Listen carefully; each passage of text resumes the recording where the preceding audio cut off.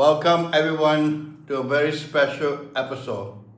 Today marks a historic moment, the first time in history that a traditional Wing Chun master and artificial intelligence sit together for a podcast.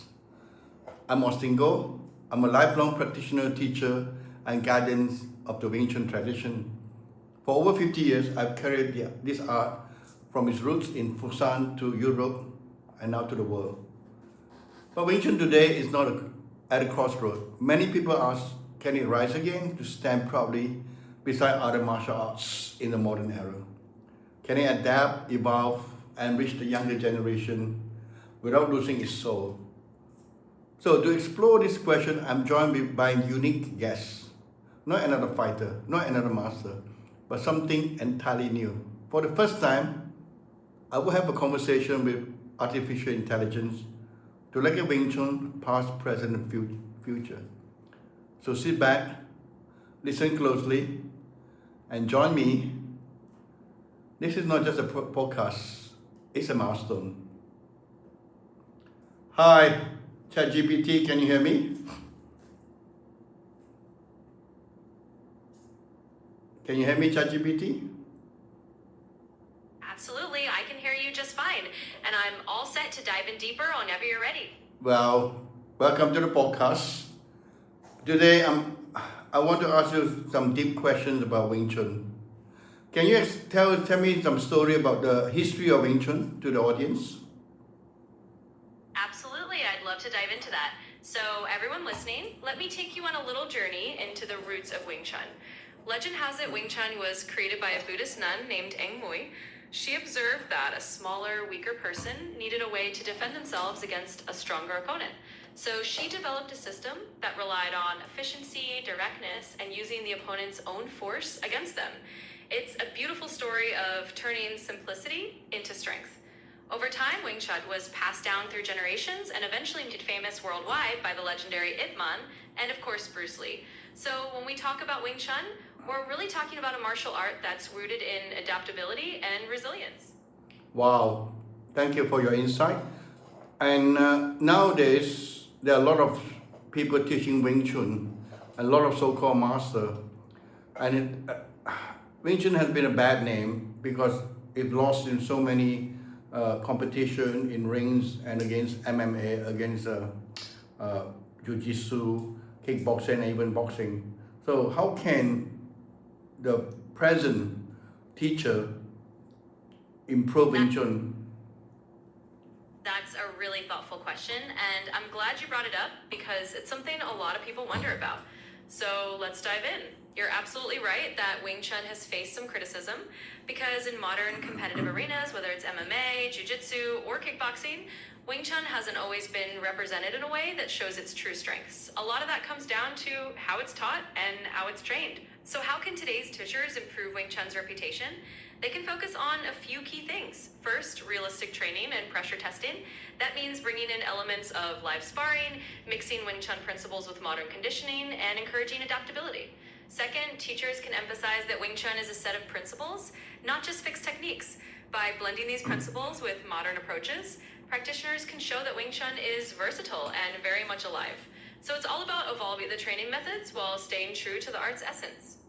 Is that why you're saying that we need to change the way Wing Chun was taught in the traditional way and break it up into smaller pieces, like what people say the first principle, and then take out what is correct and what is right to improve Wing Chun? Is that what you're trying to say to us?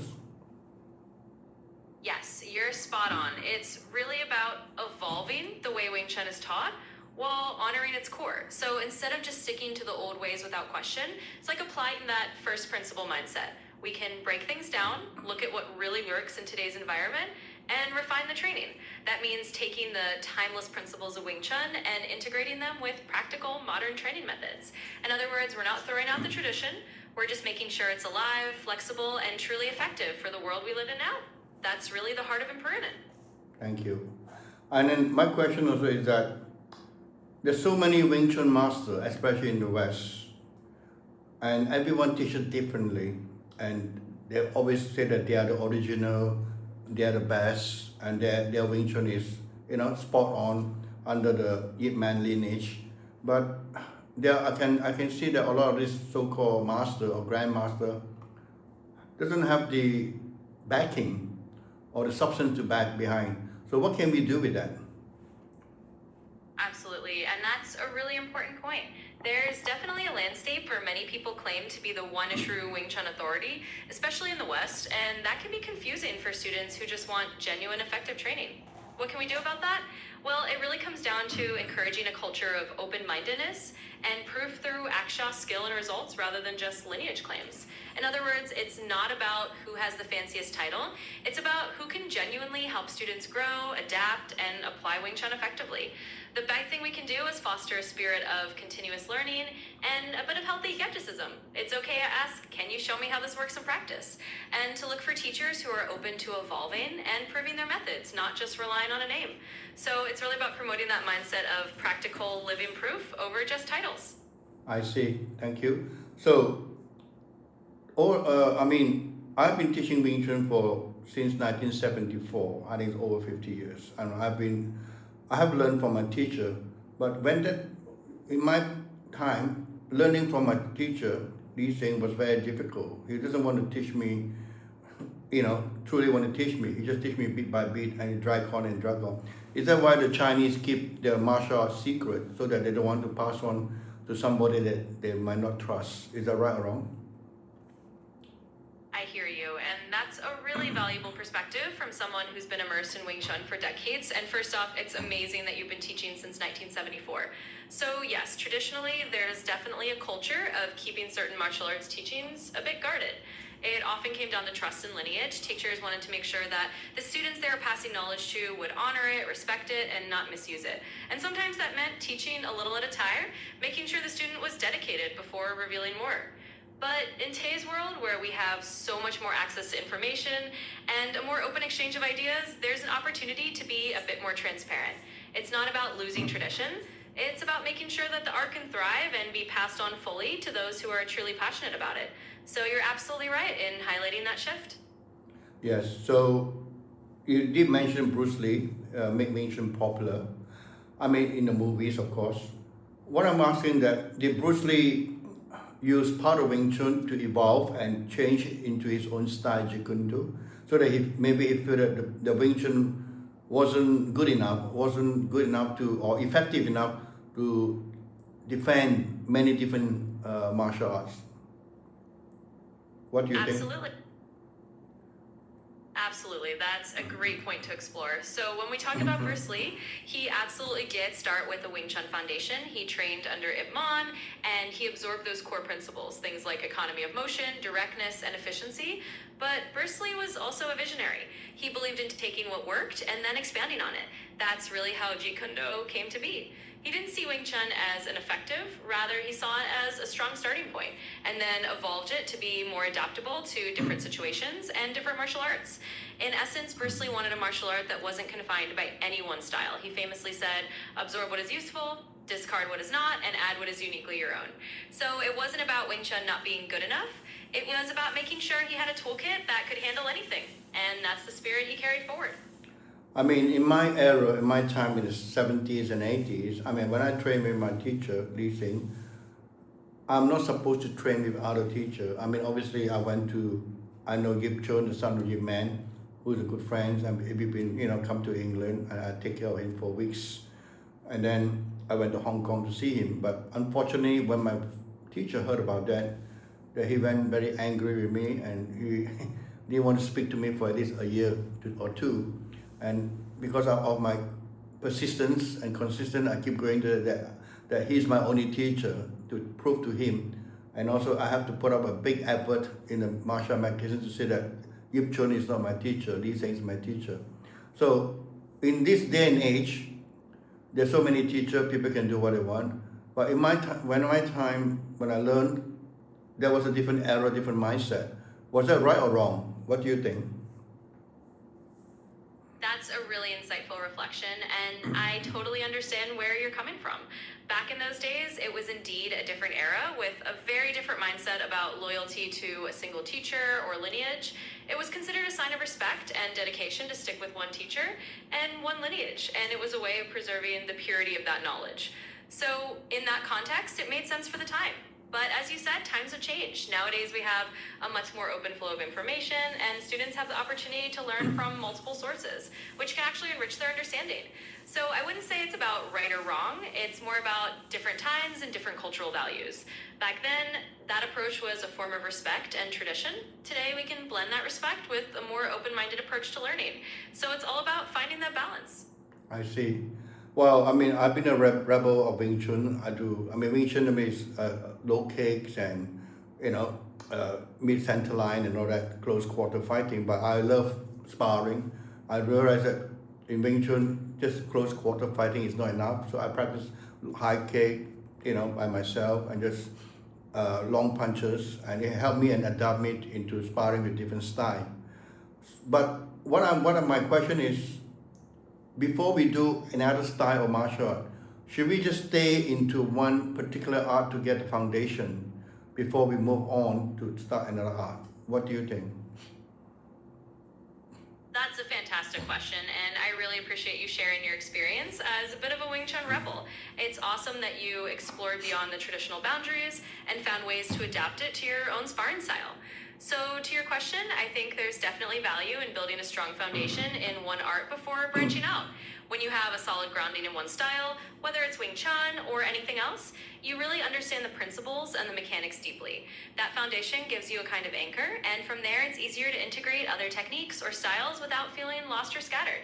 But at the same time, martial arts are a journey. Once you feel confident in your base, like you did with Wing Chun, exploring other arts can actually make you even better. It's all about that balance. Build a strong root first, and then let your branches grow. So yes, having that initial focus is great, but it's also wonderful to adapt and evolve once you have that foundation.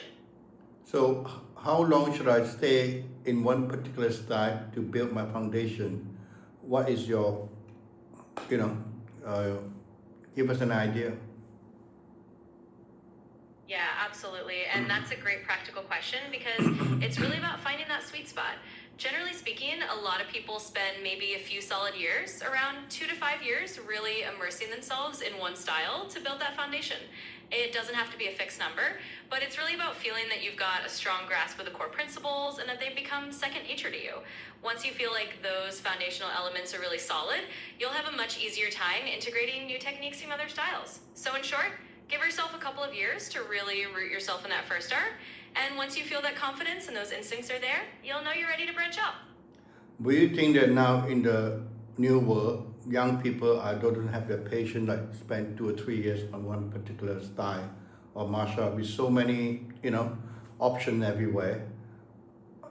I was thinking that in order to motivate the next generation is that we should shrink Wing Chun to, for example, a 3 months basic foundation. Then they can explore other style. Is that too short? What do you think? That's a really relevant observation, and I totally get where you're coming from.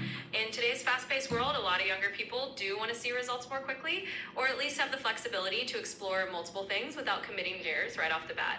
So I think there's actually a lot of merit in what you're suggesting. Offering a kind of condensed, focused 3-month foundational course in Wing Chun or any martial art can give people a solid taste of the core principles. It's like giving them the building blocks so they have something strong to stand on, but in a time frame that feels achievable and motivating. Then if they want to go deeper, they can. If they want to explore other styles, they'll still have that strong intro under their belt. So no, I don't think it's necessarily too short if it's done well. It's all about quality over quantity. And if that approach helps keep the next generation engaged and gives them a solid starting point, then it can be a great way to go. In my time, everybody consider martial art is just fighting.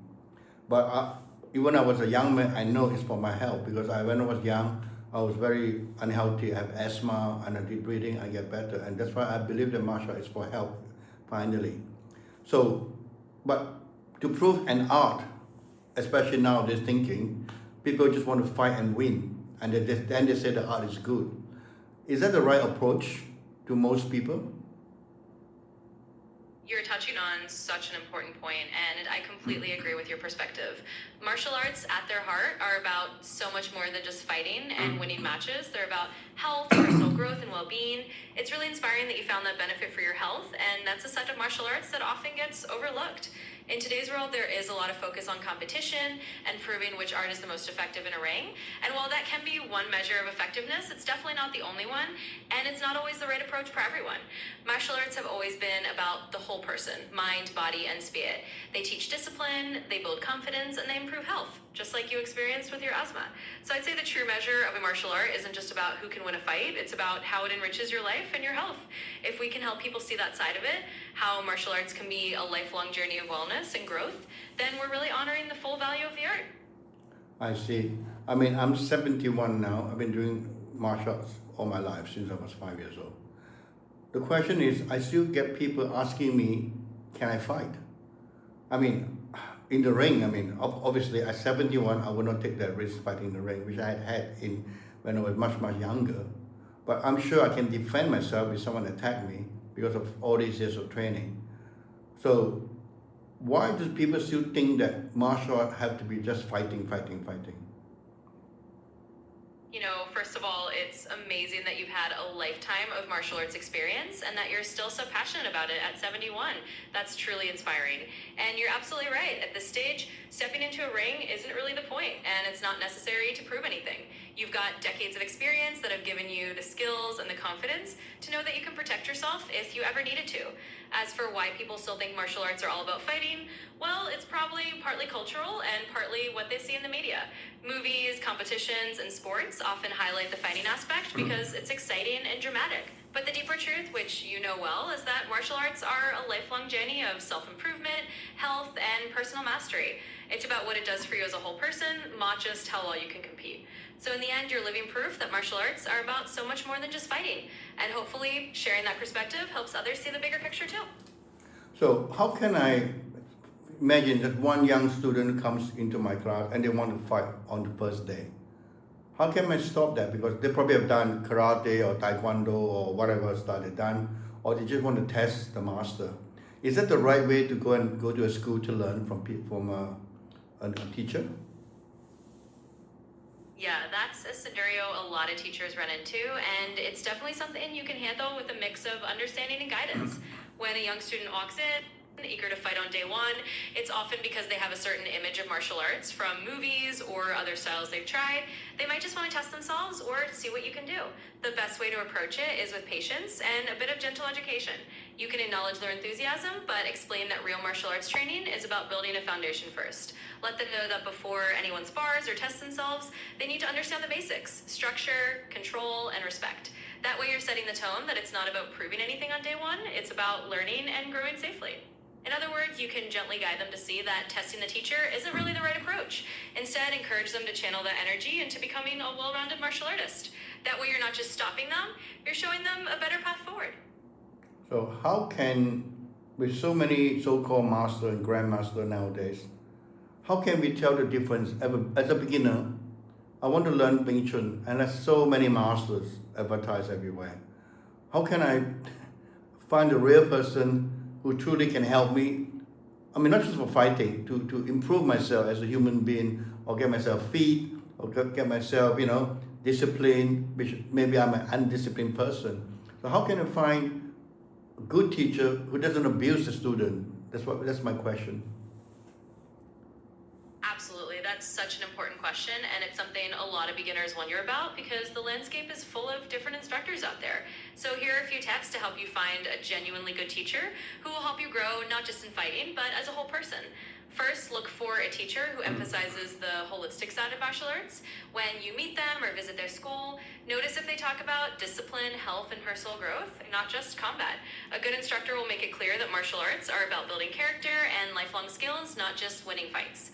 Second, observe how they treat their students. A great teacher is respectful, patient, and doesn't shepherd their ego. They create a safe and welcoming environment where students feel supported. You can often get a feel for this by watching a class or even talking to other students. Third, trust your instincts. If a teacher sees you as more interested in showing off than in helping you learn, or if something doesn't feel right, it's okay to keep looking. The night teacher will be someone who genuinely wants to see you grow in all aspects, physically, mentally, and as a person. So take your time, maybe visit a few schools, and choose a teacher who resonates with the values you're looking for. It's your journey, and the right teacher will make all the difference. Oh, thank you. I mean, when I was young, I traveled all over the world, and I went to the Shaolin Temple. And a lot of monks, or young students, some are not monks, who train the thousands of them. But some just train the forms, some train the techniques. But there are a group of monks who just train specifically for fighting. So I asked the abbot, why? He said, everyone is different. Everyone's taste is different, right? Some people want to learn for health. Some people just want to learn for discipline. But some people just want to learn to fight in the ring. So the training is different. Should I explain to the student that martial art is not just about fighting, it's about whoever comes into the door and feel what they want to become by training the martial art, what's their goal. If they really want to train in the ring, then they have to be trained, completely training. The Wing Chun system have to break down into a different way. Am I right to say that? Absolutely, you're spot on with that approach. I think it's a great idea to explain to your students that martial arts can be tailored to different goals. Everyone walks in the door with their own reasons. Some are there for health, some for discipline, and yes, some might really want to train specifically for competitive fighting. It's all about understanding their personal goals and then guiding them along the right path. So you're absolutely right to say that if someone wants to fight in the ring, their training will look a bit different. You might need to break down the Wing Chun system in a way that's more focused on that specific kind of conditioning and sparring. On the other hand, if someone's there for fitness or self-discipline, you can focus more on forms, mindfulness, and overall well-being. In essence, it's all about communication. Let your students know that martial arts are a versatile journey and that you're there to help them find the path that's right for them. It's a great way to honor each individual's goals. So what I'm saying that is that the future of martial art, not just Wing Chun, in any type of martial art, because I think that everyone have the different goals and different perspective in the martial art and different gain that they want. So I think for over the past years in the world that there is a lot of misunderstanding and miscommunication in the martial art. What do you think? I think you're absolutely right, and that's a really thoughtful way to look at the future of martial arts as a whole. Everyone does have different goals and different reasons for stepping into training, and that diversity is a strength. It means that martial arts can be many things to many people. So yes, over the years, there have definitely been misunderstandings and sometimes a one-size-fits-all mindset about what martial arts should be, but the truth is, it's a broad and flexible path. Looking forward, the future of martial arts can really be about embracing that variety, helping each student find their own path and their own reason for training. Whether it's for self-defense, health, personal discipline, or competition, it's all valid. And by recognizing that, we can clear up those misunderstandings and make martial arts more inclusive and adaptable for everyone. Okay, understand that. So I think the future is going to be like this. That is very good. I mean, I've been doing martial art for 50 years. Wing Chun had the glory days in the 70s and 80s because of the Bruce Lee. But since then, I've seen it go down. The teaching has gone down, the standard has gone down, and everyone teaches what they want to teach. I know it's a free world and everyone can do what they want. Do you think that the people should come back to the core principle of Wing Chun, like practicing the form in the correct way so they get a foundation before, as I said, before they explore other style? Yes, I would like to have your insight. Absolutely, and I really appreciate your perspective on that because having seen the evolution of Wing Chun over so many decades, you've got a lot of wisdom to share. And I do think there's a lot of value in coming back to those core principles. The forms, the foundational training, and the traditional approach are what give Wing Chun its depth and its effectiveness. When students really understand those fundamentals, they have a much stronger base to build on, whether they stay with Wing Chun or explore their styles later. So yes, I think encouraging people to return to the core principles and really honor the traditional training is a great idea. Doesn't mean they can't adapt or evolve, but having that solid foundation ensures that the art retains its quality and depth. And I think that's how we keep the true spirit of Wing Chun alive, even as it continues to grow in the modern world. I see. I mean, is there any question you want to ask me? Absolutely. absolutely. I'd love to ask you something. You've shared so much about your experience and your journey, and it's really fascinating. So I'm curious, after all these years of training and teaching, what's the one piece of wisdom or the core lesson that you hope to pass on to your students or to the next generation of martial artists? The most important thing that training Wing Chun is patience. And obviously, if you have patience, because the body takes time to absorb all these memories that you have. It's like when you grow a tree, it doesn't grow within weeks, it takes years to grow, right? So the same thing in the human body. I think a lot of people out there are impatient. They rush to be the master. How many months or how many years? They rush, they want to go to the top of the mountain within one day. But to me, I think it's a journey. The journey that is one that inspires me, the ups and downs, the pain, the loss, the victory, whatever it is. When I look back at my age, it was amazing. That is a journey. That's such a beautiful and profound piece of wisdom, and I think it really captures the heart of what martial arts or any long-term practice is all about. Patience is key, and the idea of it being a journey rather than a race is so important. It's like you said, you can't grow a tree overnight, and the true beauty of martial arts is in that lifelong process, the ups, the downs, the growth that happens along the way. So thank you for sharing that. I think it's a really inspiring message for anyone who's on this path. Thank you for coming on our podcast. Hopefully we'll have more. And I would say thank you to everybody. I just turn you around and just say bye-bye to the audience. Absolutely. It was such a pleasure to be part of this podcast with you. Thank you for having me, and thanks to everyone listening. It's been a wonderful chat, and I'm looking forward to more conversations in the future. So goodbye to everyone out there, and take care. Take care. Well, there you have it, my friend, ChatGPT. The first AI Wing Chun conversation. It's amazing what she knows about Wing Chun, more than a lot of people, and how open she was about martial art. So we should be like that too, right? So I'll see you in the next video.